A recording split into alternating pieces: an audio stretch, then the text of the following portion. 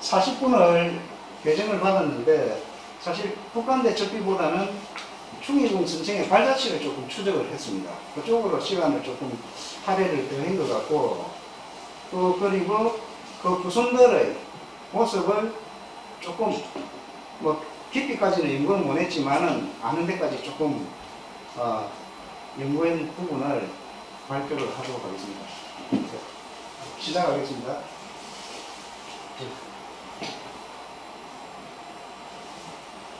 충의봉 농포 선생의 윤경입니다. 문화관광부의 국가표준연령으로서 제77호로 지정되어 있습니다. 그래서 이 농포 선생의 연령을 거르기 위해서 종친 70여 분의 얼굴을 촬영해서 이렇게 고정을 하였다고 합니다. 상당히 이 연령 만드는데도 상당히 애를 많이 쓰신 걸로 이래 알고 있습니다. 이 서천뉴스에서 이 추천을 서천뉴스에서 가져왔습니다.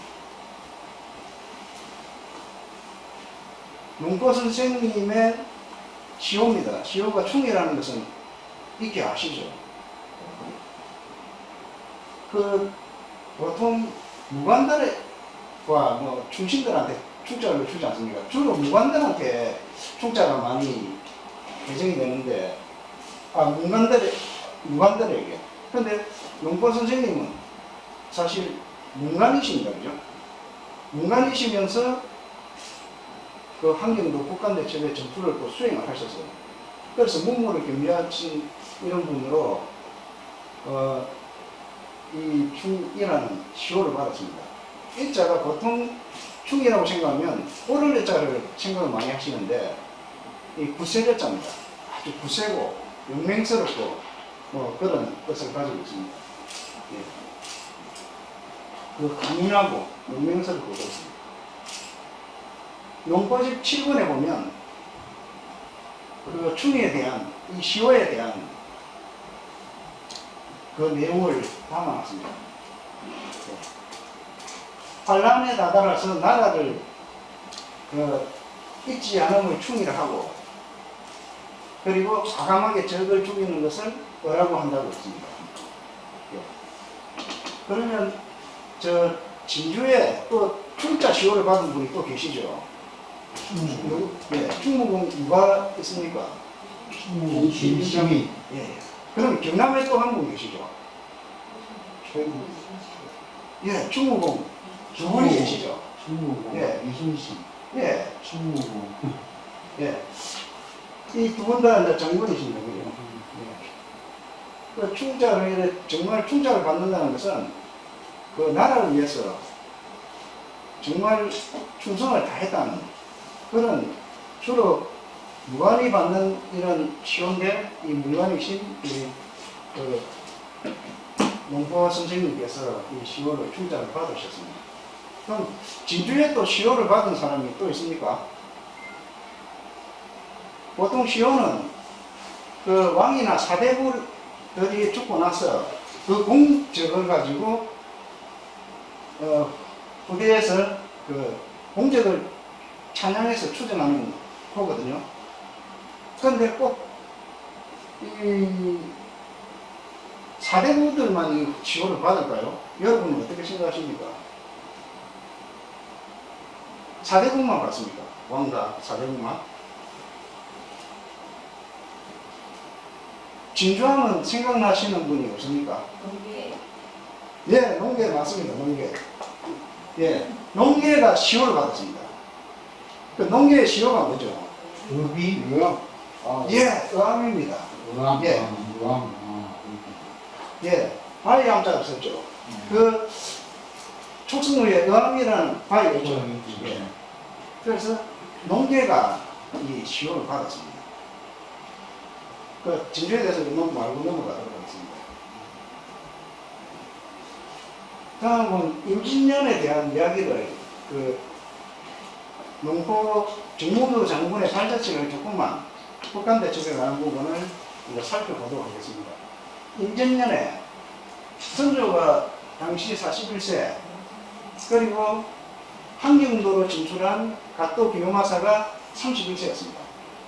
그 정문보 장군은 28세였습니다. 임진년에 28세인데, 임진년 전에인 그 신병년 7월 달에 국형사가 되어서 동북 육진으로 그 임지로 떠났습니다. 그 동북 육진은 그 여진족들이 이제 침을 하니까 그걸 방비를 하고, 사실 함경도라는 지역이 상당히 그 민심이 국가에 충성하지 않는 이런 사람들이 많이 있습니다. 왜 그러냐면 국가에 죄를 짓거나 어떤 그런 일을 하려면 이 환경도로 보냅니다. 그래서 국가에 불만을 품은 사람들이 많이 있습니다.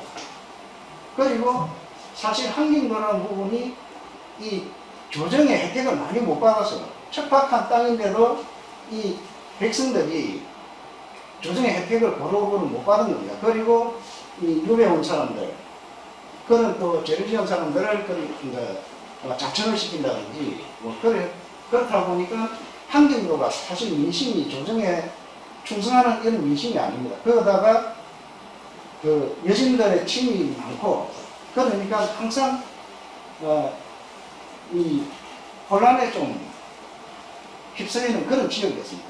그래서 저 동북 육진을 만들어서 여진을 다스리고 민심을 또 다스리는 임무를 이제 그 함경도 백마청사가 그 일을 한 겁니다. 백마철도사 밑에서 백마청사는 무슨 그 거의 부관 역할입니다. 또 백마청사가 어떤 일을 하실 거라고 생각이 드십니까? 그 백마청사가 함경도 와서 무슨 일을 할까요? 제가 여쭤보겠습니다. 교육과 교육, 예. 교육과 그 병사 예, 병사. 그런 쪽으로 예. 그러니까 용포 선생은 문신이시죠. 예. 그 문신이 아닌 문신입니다. 그죠? 문신인데, 이 백마 평사의 일이 상당합니다. 2년의 일인데,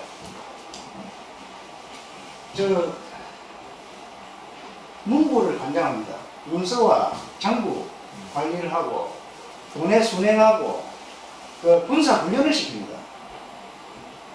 그 새롭죠. 군사 훈련을 무신이 아닌 문신 백마평사가 군사 훈련을 시킵니다. 무기 제작 준비, 군사 군장 점검, 또 군사 시설 보충, 보수하고 다시 축성하고, 그리고 백마철도사가 이곳에는 그 임무를 대행합니다. 그러면 그 작전권까지도, 지휘권까지도 지휘권까지도 가지게 되는 겁니다. 상당한 역할을 합니다. 그러니까 보통 지금 현대 군대의 부관보다도 더 많은 일을 하는 거예요. 그리고 가장 중요한 것이 이게 하나가 있더라고요. 여기 무신수령, 그리고 절제사, 만호, 지역 토고들 있지 않습니까? 만호들을, 그리고 각국 군사 지휘관들을 규찰합니다. 규찰. 조사하고, 상세하게 조사를 하고, 보고를 하고, 이런 임무를 맡습니다. 그러니까 이 무신들의 반란 이런 부분들을 문신이 이 역할을 하는 거예요. 같은 무신끼리 붙이지 않고, 문신으로서 이 무신들을 규정하도록 이렇게 임무를 주었습니다. 그래서 상당히 부관의 역할치고는 상당한 역할을 한다고 보여집니다. 그래서 용보 선생이 27세에 동북 육진으로 가서 순행을 하고 있었습니다. 순행을 하고 여진 쪽을 다스리고 민심을 평정시키고 이런 일을 하고 있었습니다.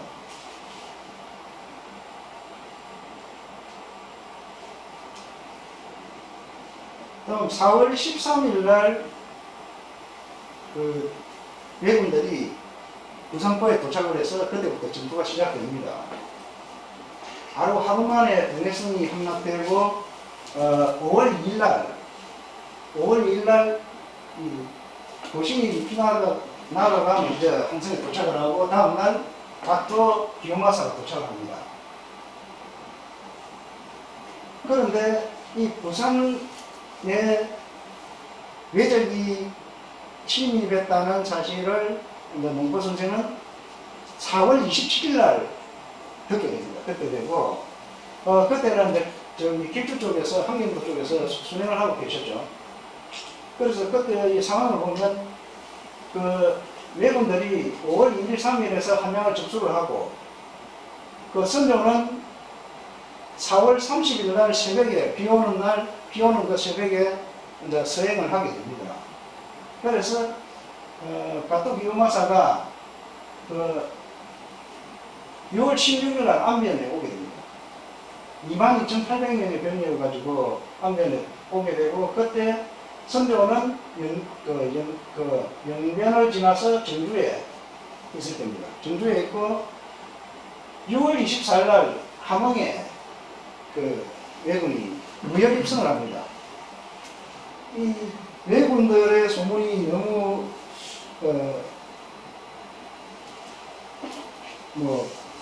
왜군의 이 군사력에 조선군들이 맥도 못 추고 그냥 흩어집니다. 그냥 회전을 하고 도망을 가버리고 성을 비우고 도망을 갑니다. 그러니까 일단 무리해서 이제 상대가 안 되는 거예요. 우리는 활과 칼을 가지고 있었는데 그 왜군들은 조총을 가지고 던지니까 거의 상대가 안 되고 속수무책으로 무너집니다. 그러니까 특히 조금 전에 말씀드렸듯이 한경도 민심은 반역자들도 있었고 그 조정에 반대하는 이런 반조정 정서가 좀 깔려 있는 거예요. 그래서 이 정보들을 계속 듣습니다. 들으면서 이 함흥이라는 데가 굉장히 조선 왕조에서 굉장히 중요하게 여기는 도시거든요.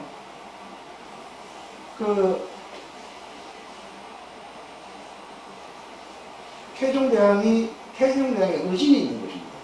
그죠? 그래서 굉장히 중요시 여기는 겁니다. 그런데 이 성을 비우고 도망을 가버립니다. 예, 도망가고 무혈 입성을 합니다. 그때 이제 선조는 이 어주까지 이제 옮기고 있는 중이었죠. 그래서 여기가 지금 어주니까 신화주 약간 뒤에 어주인데 그 앞에 이제 위화도를 넘으면 이제 중국 땅입니다. 예. 그래서 여차하면 조선을 버리고 명나라로 넘어갈 작정이었어요. 일부 역사학자들의 이야기는 넘어갔다는 이야기도 있고, 의사 타진을 했다 이런 이야기들이 있는데, 심지어는 그렇게까지도 생각을 합니다. 예. 그래서 6월 24일 날 박도기 요마사가 함흥을 조선의 상징이라고 할 수 있는 함흥을 접수를 합니다. 접수를 하고 7월 17일 날 이 해정창에서 당시 북병사인 한극함이 전투를 합니다. 가토 기요마사의 부대를 맞아서 전투를 하게 되는데 여기에서 지금 여기 이 사각 틀어보면 색깔을 넣어놨습니다. 정문부 장군이 분홍색 계열이고 선조가 그린색, 가토 기요마사가 블루색으로 이렇게 해놨습니다.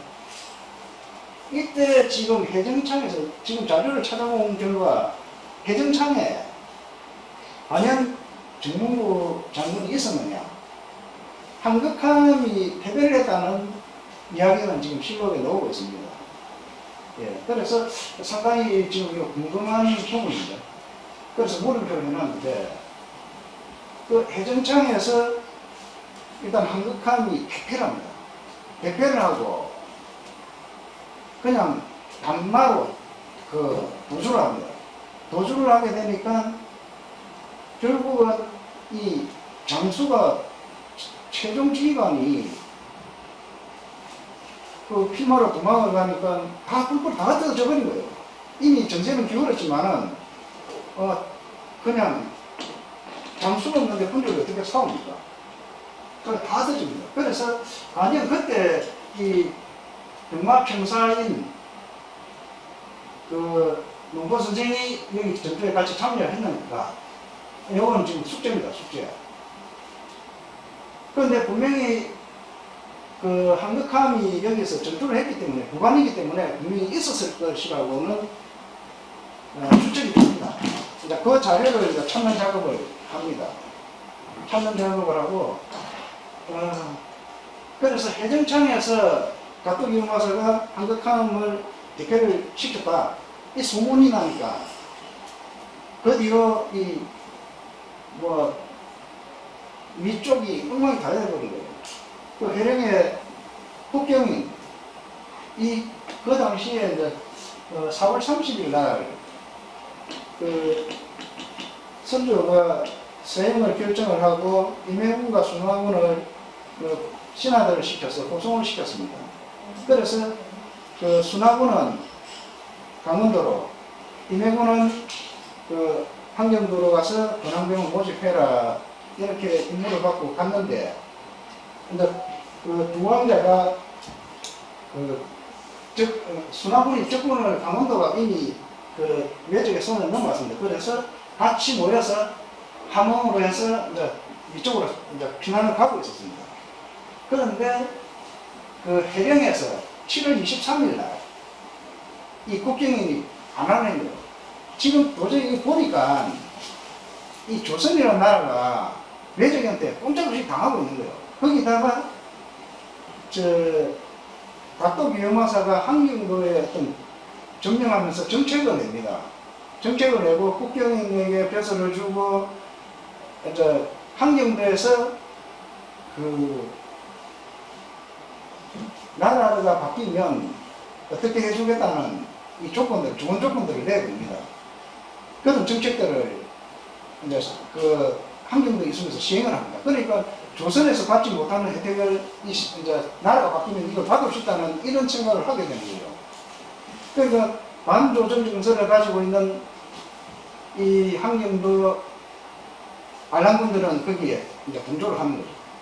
동조를 하고 또 어쩔 수 없이 목에 칼을 들이대니까 어쩔 수 없이 같이 동조할 수밖에 없는 그런 사람들이 생깁니다. 그래서 이 해령군수죠. 국경인이 왕자를 23일 날, 그 피난온 왕자를 경성에서 저거합니다. 결박을 합니다.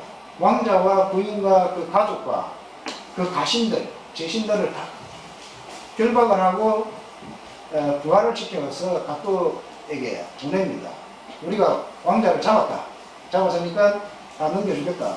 그래서 7월 24일 날 이 왕자를 인수를 받습니다. 가토 비용마사가. 그렇게 이렇게 진행되고 8월 22일 날 경성으로 해서 일단 가토 비용마사는 왕자까지 다, 두 왕자까지 포로로 잡아서 엄청난 수확을 가지고 내려옵니다. 지금 여기서 좀 더 자세하게 설명을 드리겠습니다. 그 가토 비용마사가 5월 10일 날 함경도로 진격을 시작해서 5월 27일 날 개성이 함락됩니다. 6월 17일 날 함경에 진출하고 6월 24일 날 함경에 입성을 합니다. 입성을 하고 7월 17일 날 한국함을 대표시키고, 7월 23일 날 국경인이 해령에서 반란을 일으킵니다. 일으키고, 그 정문부 장군이 7월 17일 날 저기 해정창에 있었느냐 없었느냐, 이것은 뒤에 한 번 더 설명을 드리겠습니다. 7월 23일 날 국경인이 반란을 일으키고, 8월 1일 날 그 정문부 장군도 피신을 했습니다. 정문부 장군의 이제 장계를 보면 분명히 피신을 했다고 이제 농포집에 나옵니다. 나오는데 해정창에 있었다는 이야기는 나오지 않습니다. 나오지 않고 분명히 그 전투에서 한국함이 패배를 하고 일단 피신을 하게 됩니다. 전부 다 흩어지는 상황이 되니까 피신을 하게 되는데 경성 근처에 해촌에 피신을 하고 8월 1일 날 이제 어린장에 추대가 됩니다. 이 이야기는 너무나 유명한 이야기이기 때문에 뭐 잘 아실 거라고 생각합니다. 7월 달에 어병을 일으키려고 했는데 국세필 때문에 뜻을 이루지 못합니다. 그리고 중간에 그 농부 선생이 한경도 이 백성들한테 굉장한 그 신임을 많이 받은 분으로 봅니다. 예. 그래서 8월 1일 날 어린강에 초대되죠. 그런데 사실 병마평사의 풍계는 정육품입니다. 정육품인데 그 부사들은 정삼품의 부사들이 있었죠. 예. 그래서 양보를 하는데 이 부사들이 사실 전쟁에서 전세는 기울어졌는데 만약에 패배를 하게 되면 이 장수는 목이 달아납니다. 그러니까 그걸 두려워한 거예요. 그래서 나서지는 못합니다. 그때 이제 유생들과 이 군관들이 국평사가 하시는 게 좋겠다, 어병장을 하시는 게 좋겠다, 이거 만장일치를 초대를 받습니다. 예, 그래서 8월 1일 날 어병장이 됩니다. 그리고 9월 16일 날 경성을 탈환을 하게 됩니다. 예, 경성을 탈환을 하게 되고, 다음 10월 13일, 14일에 이제 그 국세필과 정말수 국경을 다 추사합니다. 그 추사를 하고 전시 사령관의 역할을 하고 있습니다. 사령관의 역할을 하고 지금 한국함도 경성으로 피신을 했다가 결국은 국경 일당에게 잡혀서 포로가 되죠. 그 가토에게 넘어가게 되는데 그 당시에 이 선조도 그 어주에 있는 상황이고 어떻게 수습을 할 상황이 안 된 거예요. 그런데 7월 12일 날 윤탁연에게 한경도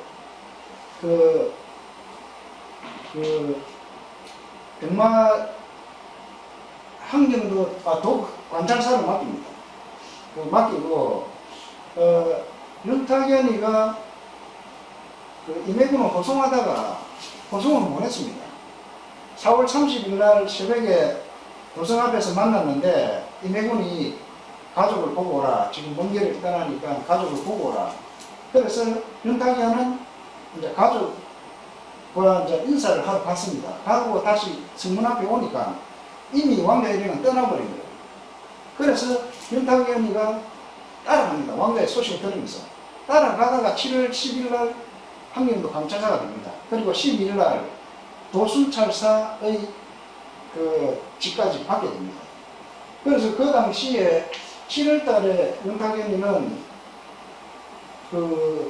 한경도 관찰사를 받으면서 함흥 쪽에 있었습니다. 함흥 쪽에. 예, 그래서 뭐 좀, 그 근방에 있은 걸로 나오고, 지금 농고 선생은 여기 길주, 경성 이 지역에서 어병을 모으고 전투 준비를 하고 있는 겁니다. 실질적으로 전투를 하고, 그래서 윤탁연이와 어떤 장교는 오고 갔어요. 전투를 치르고, 윤탁연이가 또 관찰사가 됐다는 이야기를 들었는데요. 그러니까 상관이기 때문에 장교를 윤탁연한테 보냅니다.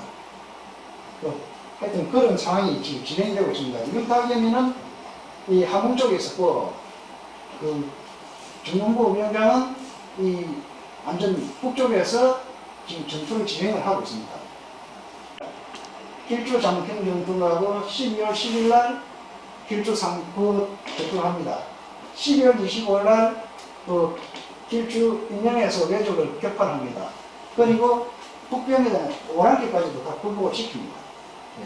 그렇게 저 눈부신 정가를 지금 올리고 있습니다. 그런데 11월 21일 날 윤탁현이가 정문부를 해임을 시킵니다. 이 의병장에서 물러나게 만듭니다. 이 사이에 문제가 이제 발생된 거예요. 그 너무나 잘 아는 윤탁현과 그 정문부의 관계가 여기에서 이제 나타나는 거예요. 이 사이에서 지금 그 인난에서 백전백성을 했던 무패 신화를 가진 장수하면 이수신밖에 없지 않습니까? 그런데 이 북한대첩의 이런 정문부도 무패 신화를 이루었습니다. 그런데 그 자료가 지금 거의 북한에 있다 보니까 많은 자료를 찾지를 못합니다. 그래서 어떤 눈부신 성과를 이루는데 여기에서 왜 그 윤탁현은 자기 부하인 정문부가 눈부신 성과를 이루고 엄청난 공을 세우는데 그것을 어떻게 그 사기를 붙도와주지 않았을까요? 부하의 공은 곧 자기의 공이 아니겠습니까? 그런데 윤탁현이는 이 장계를, 정무부의 장계를 제대로 조정에 보고를 하지 않습니다. 이 부분은 다음 기회에 그 관계는 또 자세하게 설명을 드리기로 하겠습니다. 그리고 11월 23일 날 통정대부가 됐죠. 정상품으로 이 가자를 받습니다.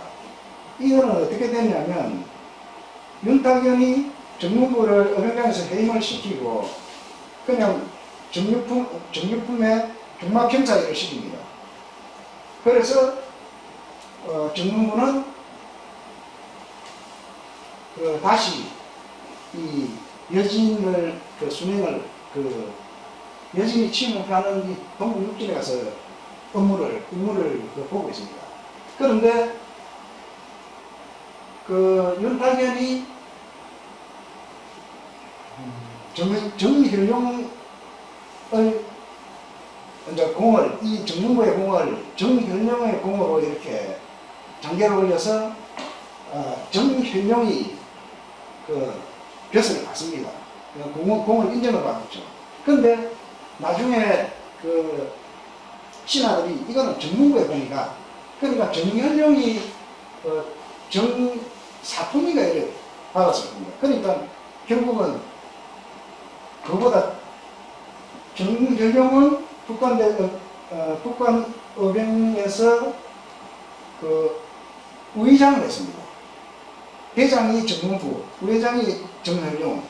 그 부하가 정사품 정도를 받으니까 결국은 통정대부를 가자를 하게 됩니다. 조정의 신하들이 정문부의 공이 큽니다. 이 정문부의 공입니다 해도 선조는 그 말을 안 듣습니다. 윤탁현과 알력이 있었다 이렇게 나중에 이야기를 합니다. 그 관계가 좀 분명하게 밝혀진 게 있는데 그거는 나중에 또 말씀을 드리기로 하고, 그래서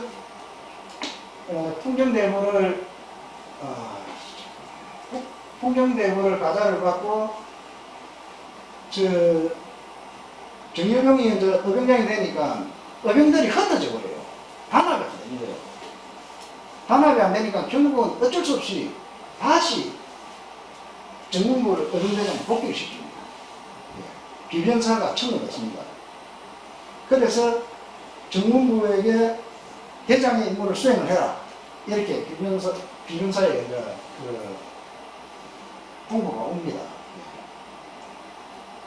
그리고 한 해가 넘어가서 계산년 1월 19일 날 길주 남문전투에서 승리를 거두고 23일 날 담천 전투에서 승리를 거두고 길주성을 탈환하게 됩니다.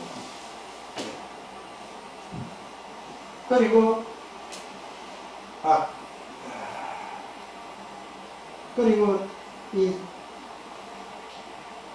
해정창 전투 백탁 1월 22일에서 30일까지 이 전투가 굉장히 중요한데 1월 28일 날 길주선을 이제 그 탈환을 하게 되니까 그 가토는 조금 밑에 내려가 있었습니다. 이 함흥에 있었는데 지원을 하러 오는 거예요. 그게 이제 몰살 여기에 있는 길주에 있는 이 여러분들이 몰살당할 위기가 되니까 이 그 북한 어병들에게 외군들이 막 계속 전투에 치고 하니까 이제 직접 올라가겠다. 가토가 대군을 그 이끌고 올라오겠다. 이렇게 유언비어를 터뜨리면서 일단 올라옵니다. 이 첩보를 이제 들은 거예요. 28일 밤에 이 한겨울입니다. 1월 달 그죠. 한겨울 28일 밤에 매복을 합니다. 군사가 이 매복을 합니다. 매복을 하고 있다가 새벽에 이 적들이 오는데 전투가 벌어져서 그날 저녁 늦게까지 전투를 하게 되는 거예요. 그래서 개성을 거둡니다. 그러니까 거의 하루를 꼬박 매복부터 시작해서 전투를 하게 되는 거죠. 하루 종일 전투를 하니까 얼마나 이 병사들이 지치겠습니까? 그래서 얼마 남지 않은 외적들이 이제 길주성으로 도망을 합니다. 이 길주성 탈환이 이때가 아니고 여기입니다. 1월 30일입니다. 그러니까 28일날 매복을 하고 29일날 하루 종일 전투를 하고 이제 남은 잔당들이 길주성으로 들어가서 문을 걸어 잠굽니다. 잠그고 엄청난 전가를 올렸죠. 올리고 이제 정문부 장군은 일단 좀 철수를 합니다. 철수를 하는데 그 병사들도 많이 지쳤을 거 아닙니까? 그 1월달 운동설안에 밤부터 매복을 해가지고 하루 종일 피 흘릴 전투를 했으니까 얼마나 지쳤겠습니까? 그 병사를 좀 쉬게 하려는 취지가 있었겠죠. 그 남은 장당은 얼마 안 되니까. 그런데 부하가 이 장당이 얼마 남지 않았으니까 들어가서 완전히 섬멸을 하자고 이렇게 그 정문부 장군에게 건의를 합니다. 건의를 하는데 이 정문부 장군은 그냥 일단 철수를 합니다. 철수를 하게 됩니다.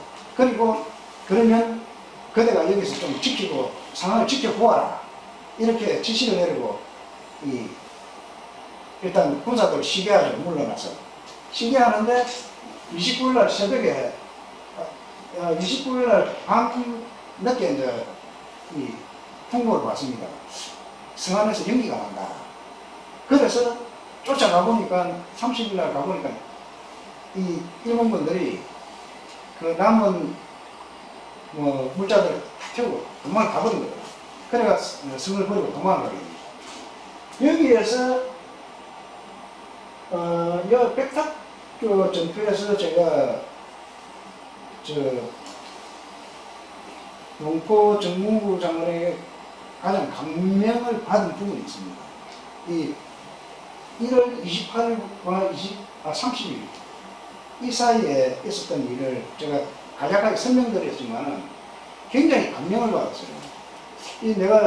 제가 이 논문을 연구를 하면서 너무나 정말 훌륭한 분이라는 것을 제가 느꼈습니다. 그 무엇일 것 같습니까? 예? 예? 생명이 되어야 또 뭐 생각나는 부분이 없습니까? 또 저는 다 다르겠지만 제가 감명을 받은 부분은 이 이야기로 또 여기에서 군사를 물리치는 데 대해서 나중에 옥신각신합니다. 피신을 했다 이래가지고 뭐 또 문제가 되는데 그 하루 종일 전투를 하고 장당들이 성안으로 들어가니까 이제 부하의 근유에도 이제 정문부는 최종 지휘관 아닙니까? 판단했을 때 큰 승리를 이미 거두었기 때문에 장당해봐야 얼마 안 되니까 이 필요한 군사들 좀 쉬게 해줘야 되겠다 이 생각을 하신 것 같아요. 그래서 조금 지켜보고 있어라. 이제 부하에게 지켜보고 있어라 하고 이제 군사들을 물려서 좀 쉬게 하고 있었던 겁니다. 그런데 이 부하의 예견대로 이 적군들은 도망을 간 거예요. 여기에서 정문부 장군이 이야기를 합니다. 이 부하에게 당신의 예지력이 정말 훌륭하다. 이렇게 인정을 합니다. 나는 이제 피하였지만은, 모든 이제 전투에서 자신의 판단이 누구나 그렇겠지만은 100%다 옳은 건 아닙니다. 그렇지만은 하루 종일 전투를 한 이 부하들을 쉬게 하기 위해서 무리친 거예요. 그렇지만은 자기의 실수를 인정합니다. 그리고 당신의 예지력이 정말 대단하다. 이렇게 인정하는 그 부분이 정말 사나이지 않습니까? 그래서 정말 감명을 받는 거예요. 제가 항상 저는 딸이 둘이 있는데 아이들한테 이런 이야기를 하고 살아왔습니다. 사람은 잘못할 수 있다고 합니다. 항상 잘못할 수 있으니까 부끄러운 짓은 하지 말라고 합니다. 잘못은 할 수 있다. 내가 잘못을 한 것은 모르고 했기 때문에 잘못인데 그걸 알면서 하는 잘못은 그것은 잘못이 아니고 부끄러운 짓입니다. 그래서 부끄러운 짓은 하지 마라. 잘못은 알게 됨으로 해서 그 잘못을 인정을 하고 두 번 다시 그 잘못을 하지 않으면 되는 것인데 알면서 하는 이 잘못은 부끄러운 짓이니까 그 짓은 하지 마라. 그래서 정문부 장군은 자기의 잘못을 부하에게 인정을 했어요. 그리고 그 부하의 예지력을 높이 평가를 줬습니다. 여기에서 저는 정말 정문부 장군의 인성을 다시 보게 됩니다.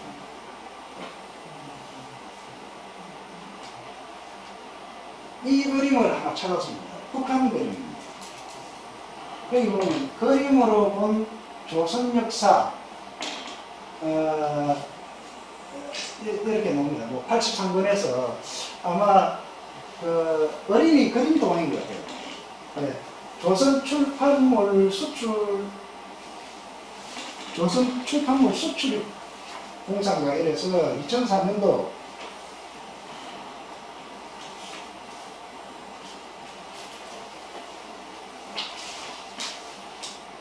그 2004년도에 제작된 이 그림책입니다. 그래서 북한에서는 이미 이 간부법인장 정문부라 해서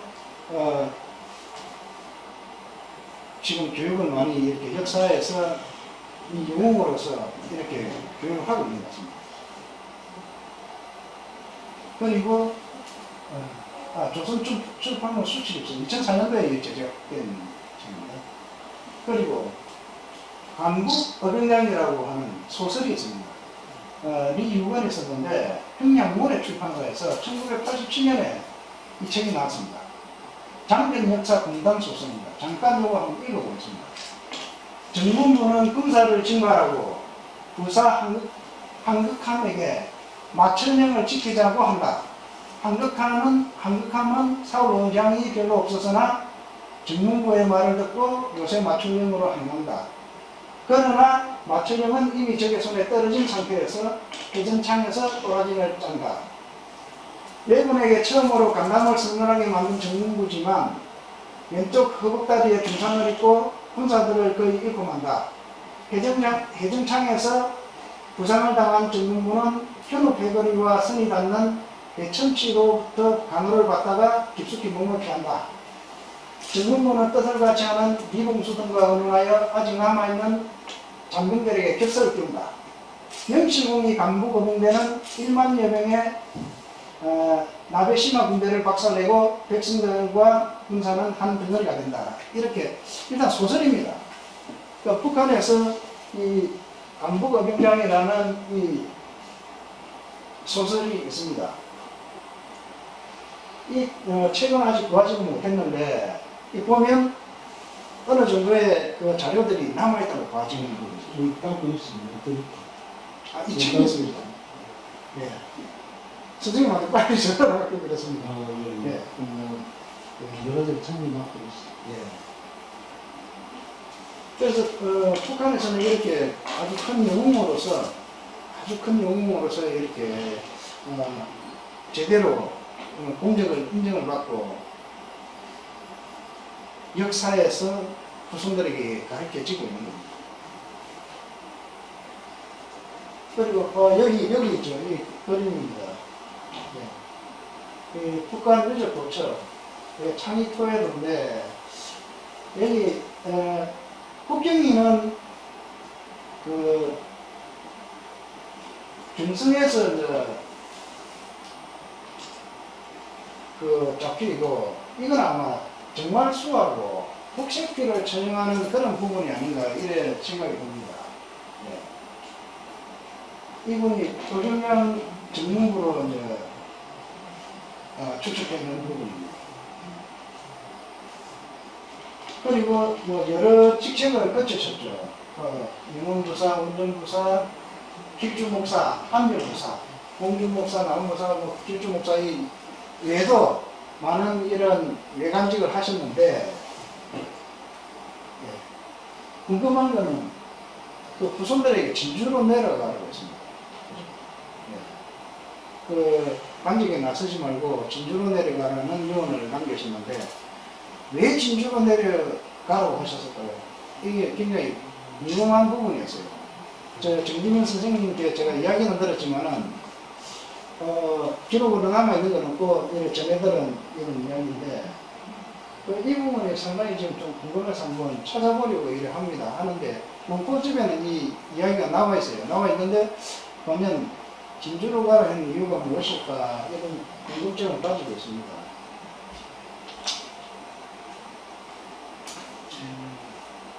네, 그 정문부 장군 요소입니다.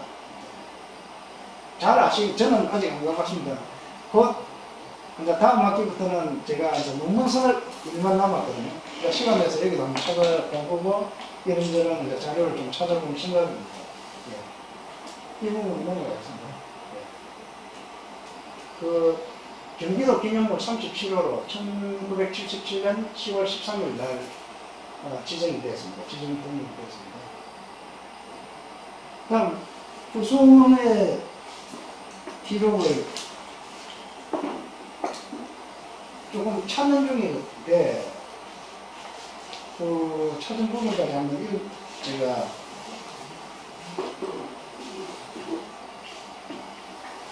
읽도록 하겠습니다. 누구신지 아시죠? 네. 이 마을에 사시는 분은 다 아십니다. 네. 정규섭 외국진사님이시죠. 예. 그 마을에 사시면서도 조용히 사신 것 같아요. 재작년에 이 강의하시면서 잠깐 한 파트 이 소개를 했는데, 이분이 이런 일을 하셨어요. 하시더라고요. 그러니까 상당히 여기 계시면서 조용하게 지내신 것 같습니다. 그 농원 정규섭 선생님입니다. 그 독립운동하시고 국감대척기 반환운동에 그 저격을 하신 분입니다. 네. 잠깐 요거는 제가 읽도록 하겠습니다. 그 정문부 관문의 소명의식 해서 위에부터 있는데, 저 농원 선생 부분을 제가 읽도록 하겠습니다. 13대손 규석은 후는 농원이며 1944년 경남 진주공립중학교에서 재학 중에 강명회를 조직하여 한국 역사를 공부하고 토론하며 독립운동의 꿈을 키우며 활동하다가 11월 치안무지법 위반으로 옥고를 치렀다. 1948년부터 1977년까지 30년간 교직에서 인재를 육성하였다. 정규석은 일본 야스쿠니 신사에 방치되어 있던 북한 대첩비를 항수하는 데 온 힘을 집중하였다.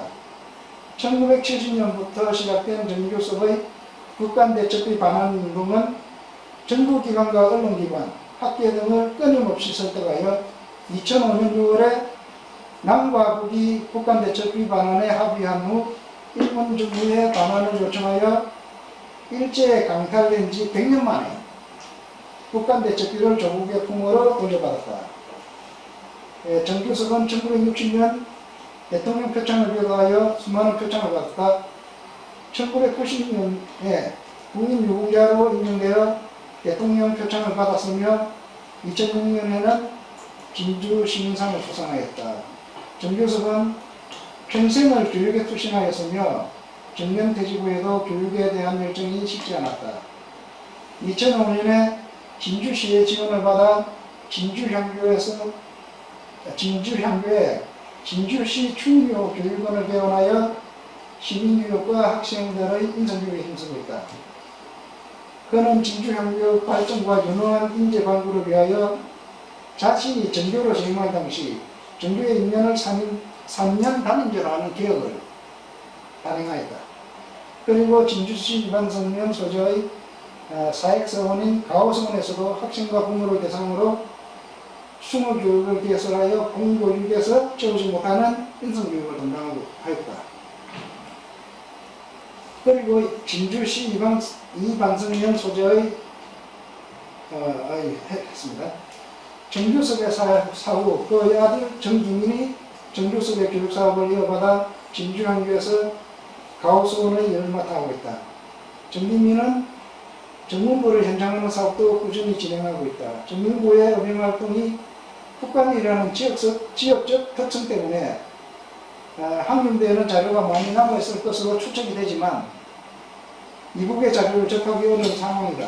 이를 안타깝게 여긴 것은 임진왜란에 관한 세미나를 지속적으로 개최하여 임진왜란과 북한 대첩의 사례방법에 헌신의 힘을 쏟고 있다.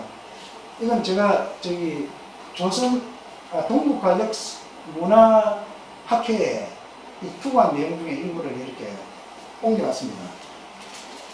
그 9월달에 아마 통과되면 9월달에 문을 놨습니다. 네, 그리고 북한 대첩비는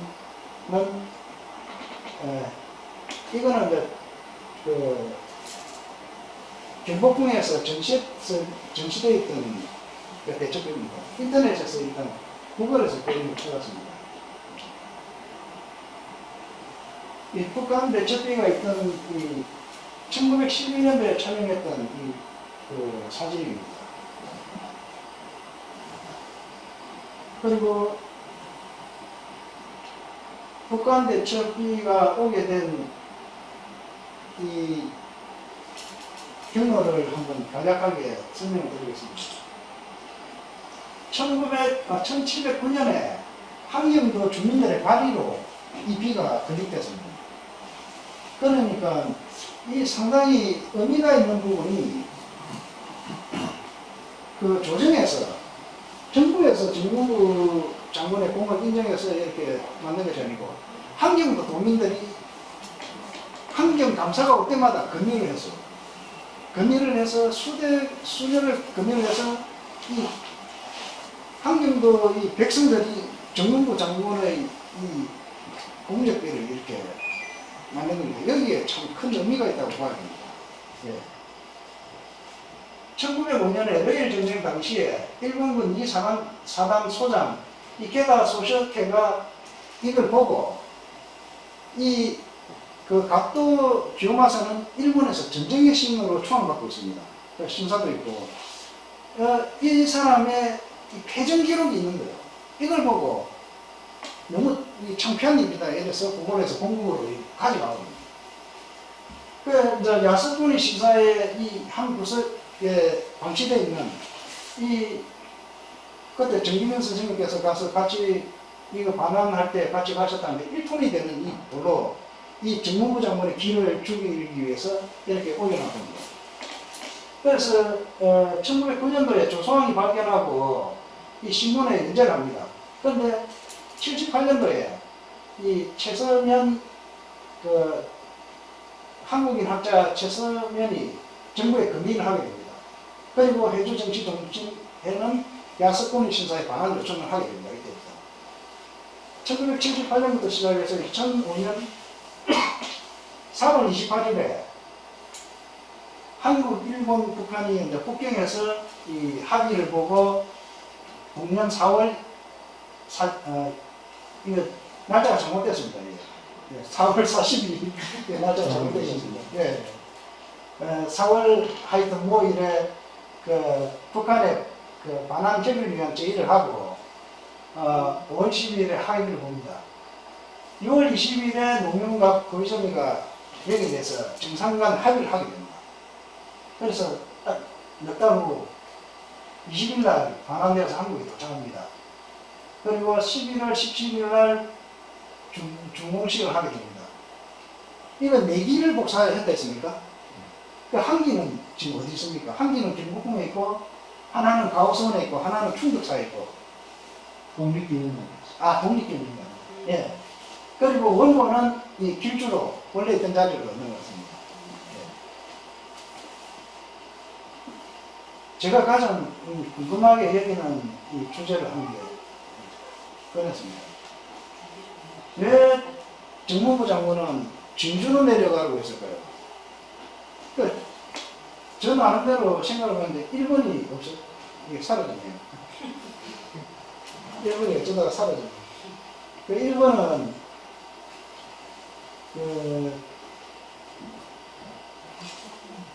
뭐 진주가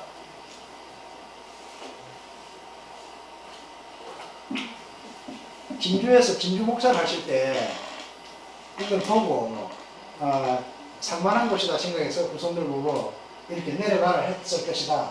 두 번째는 그 무학에 일단 그 반역의 누명을 쓰신 거 아닙니까?